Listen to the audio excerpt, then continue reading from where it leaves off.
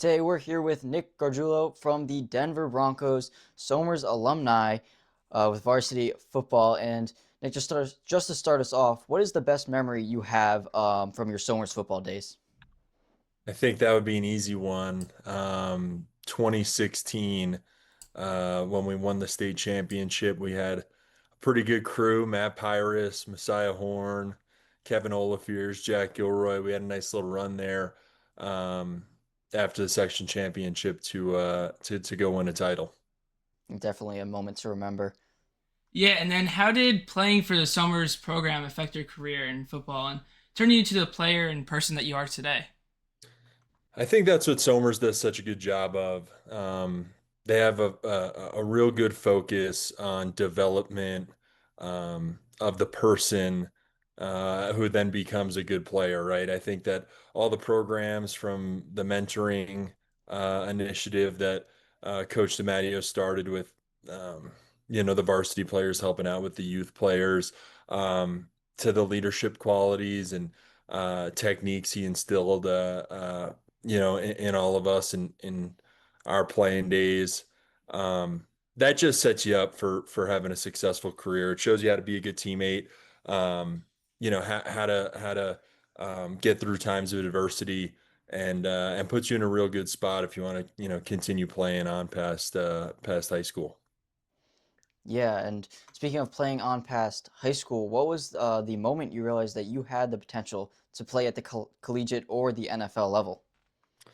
I think for college, it was kind of just after my sophomore season. I remember Coach DiMatteo telling me I had a real chance. He told me, "Hey, listen, if you live in the weight room and you get your body right, you have a chance to go do something special." And then I started getting some college interest that junior season.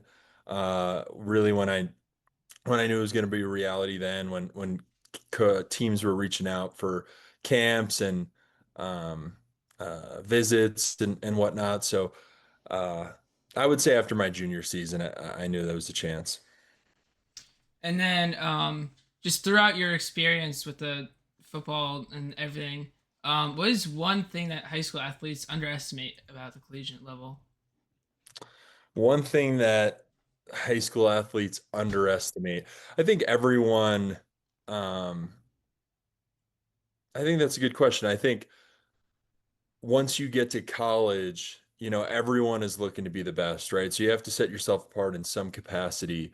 But the reality is that there's no secret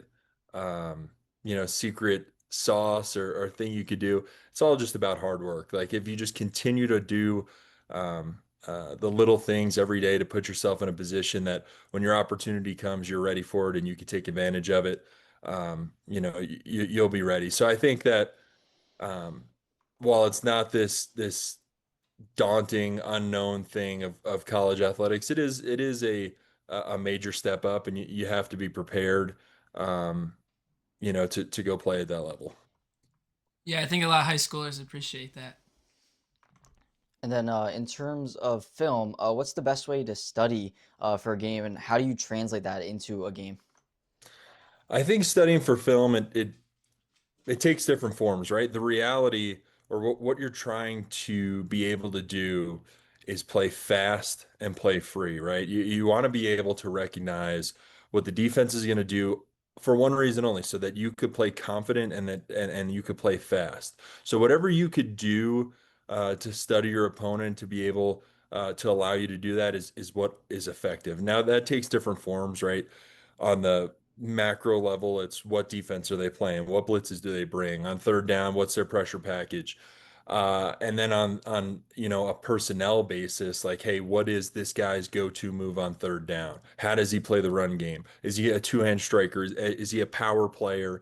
Or is someone that I'm going to have to worry about finesse? So all you're trying to do is build a framework of knowledge so that when you go out there on a Friday night, you could play fast, you could play confident, and you could play free. That's really awesome. And do you feel that your captain role at Yale and South Carolina put you in a better position for the NFL draft, and how so? I think so too. I think character plays a big portion of your opportunities in the NFL.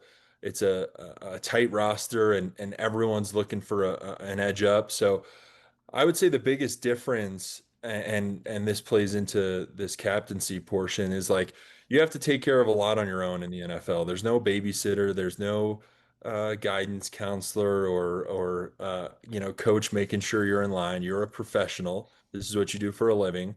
So it's the expectation that you're putting yourself in the best position possible to go and compete for a spot. And so I think having that baseline of being a captain definitely helped me along the way. Amazing. And then if you go back and tell yourself, your high school self, one thing, what would that be?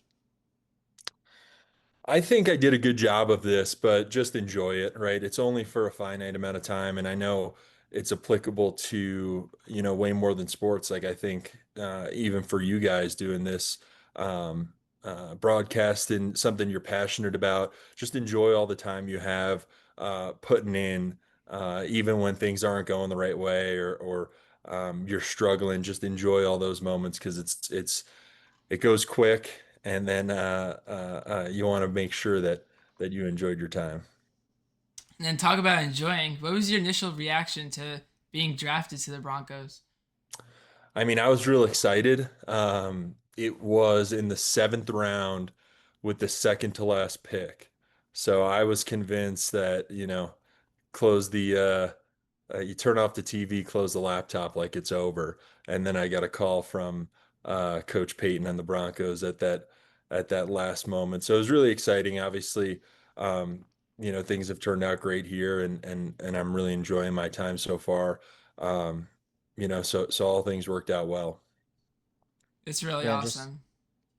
and to wrap it up here, we know unfortunately you're on the injured list for this season. What have you been doing personally to get back for next year, hopefully? I've been rehabbing every day. I had a pretty significant knee injury. I did my ACL, MCL, PCL, lateral meniscus, and my root meniscus. So I think my timeline's a little bit longer. I just got my ACL surgery a few days ago, actually. So I did all the uh, initial ligaments about 3 or 4 months ago, and then I just went back in and did it this past week. Just being in the building every day, grinding little by little, getting the knee strength back, and doing everything I can to get back on the field. That's amazing. And that's all from us. Thank you so much for your time. It was great talking to you. Best of luck, guys. Good luck with this broadcast, and you guys are doing great things. Thank you. Thank you.